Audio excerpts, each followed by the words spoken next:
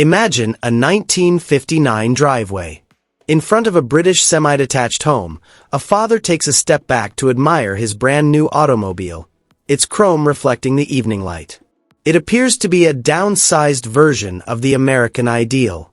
The same man is on his knees in the garage 5 years later, driving a screwdriver through the car's sill because the steel beneath the paint has subtly turned to lace. This was not an uncommon misfortune. This was a typical Vauxhall Victor owner's experience. This is the part that nearly no one anticipates. Even after the surrounding car had become dangerous to drive, the engine welded into that disintegrating body would frequently continue to run for years. It was a machine that was simultaneously incredibly resilient and utterly vulnerable. How can an automobile be both of those things at the same time? The Victor's true narrative is that contradiction, which explains why Britain would prefer to forget about it. You had to travel back to Britain in the middle of the 1950s to comprehend how this occurred. The nation was still recuperating from the conflict. Rationing had just come to an end. Because Britain needed foreign exchange more than it needed comfortable domestic consumers, the government heavily encouraged manufacturers to sell outside. After owning Vauxhall since 1925, General Motors noticed a void. America was in a brief recession in 1957, and few economical imported vehicles were suddenly hot on driveways from California to Connecticut. Thus, Vauxhall created a vehicle in Luton that appeared to have fled from Detroit. Wraparound windscreen, sweeping the tail fins, bonnet flutes, chrome everywhere. It was called the Victor, and it did not just resemble an American car. It was a scaled-down version of the 1955 Chevrolet Bel Air designed for British roads. For its time, the engineering that underpinned that style was quite ambitious. Instead of being constructed as a frame with panels fastened on top, the Victor's body and chassis were welded together into a single structure. Vauxhall had used this kind of construction before, but refining it well was still a genuine challenge for British manufacturers through the 1950s, and it is what allowed the Victor to carry that dramatic curved glass and low, sweeping roofline that made it look so different from anything else in a British showroom. Like the American vehicles it was imitating, even the exhaust pipe was directed to emerge through a porthole incorporated into the back bumper. On the display at the car show, it looked amazing.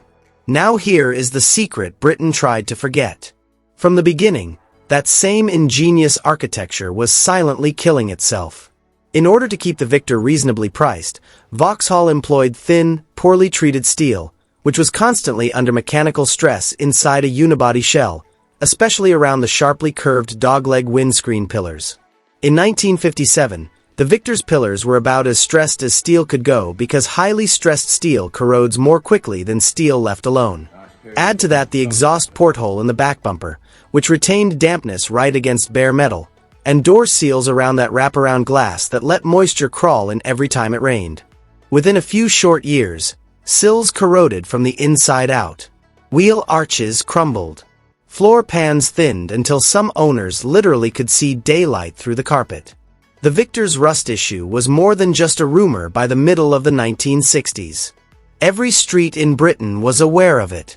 Think about what that actually meant for the people who owned one. This was hardly a weekend toy for an enthusiast. It was the family vehicle. On rainy mornings, it transported kids to school. Families had their first official beach vacation since the war thanks to it.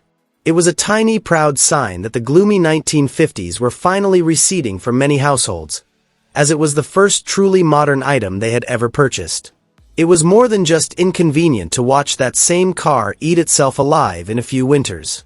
It seemed like a small betrayal.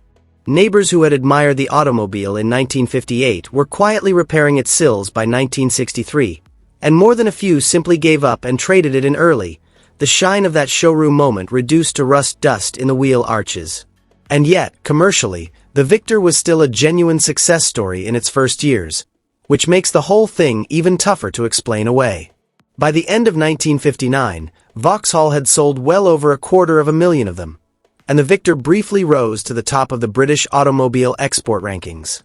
It arrived in the United States through Pontiac dealerships, the only Vauxhall model ever officially sold on American territory. Through Chevrolet and Oldsmobile dealers, it arrived in Canada under the name Envoy in addition to the Vauxhall badge. It reached Australia, New Zealand, South Africa, and right-hand drive markets in Asia. This was just the victory the government had sought for a business that depended on export numbers to survive in post-war Britain. It was short-lived.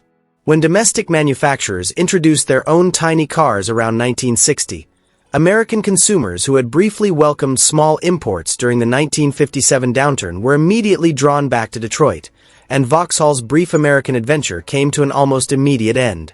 Strong early Envoy sales helped Canada hang on a little longer, but even there, the emblem was gradually worn down by the rust stigma and growing domestic competition. Back home in Britain, Vauxhall handled the situation as best it could. When the FB Victor debuted in 1961, the tail fins and wraparound windscreen were removed, and the exaggerated American flourishes were subtly toned down into a more subdued, traditional shape. Those who owned one recall it as a truly sturdy, well-built vehicle, and it provided significant, quantifiable advances in corrosion resistance. In a sense, it was Vauxhall's public apologies for the F-Type.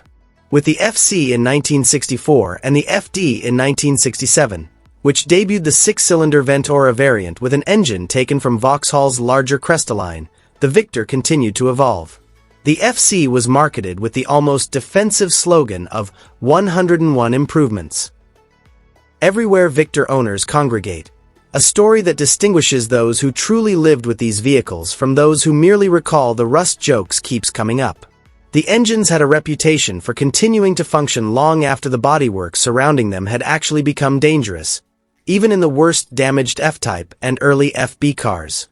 Owners spoke about selling the car to a second or third owner who just kept driving, patched sills and all, or about pushing well over 100,000 miles on a single engine and passing it down through the family.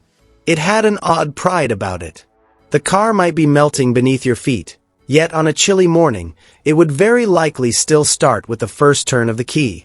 The few survivors that remain now are loved with such genuine fondness by their owners because of this toughness under the bonnet, which was built under head engineer Maurice Platt and served as the quiet, unyielding counterweight to everything going wrong with the metal around it.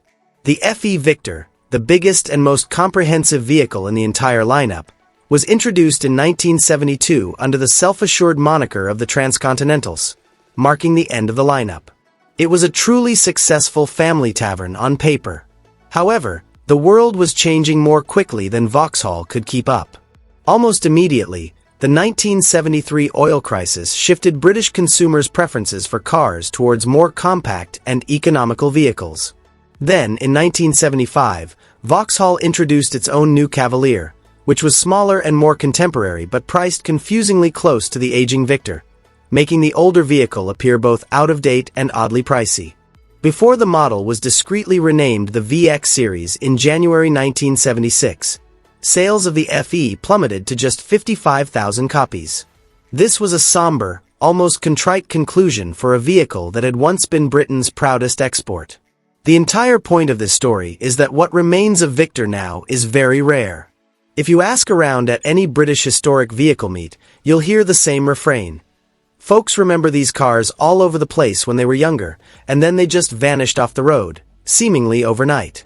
Its striking American-inspired lines, ambitious welded construction, and daring glasswork, qualities that once made it exciting, were also the ones that accelerated its demise from British roads. You may walk through a historic vehicle exhibition now and quite easily never see one at all, swamped out by better-preserved Fords and Austins from the same years. However, it still symbolizes something that Britain no longer builds in the same manner for anyone who recalls riding in the back seat of a Victor as a child or saw their father use a screwdriver and a tin of Underseal to get one through another wet British winter.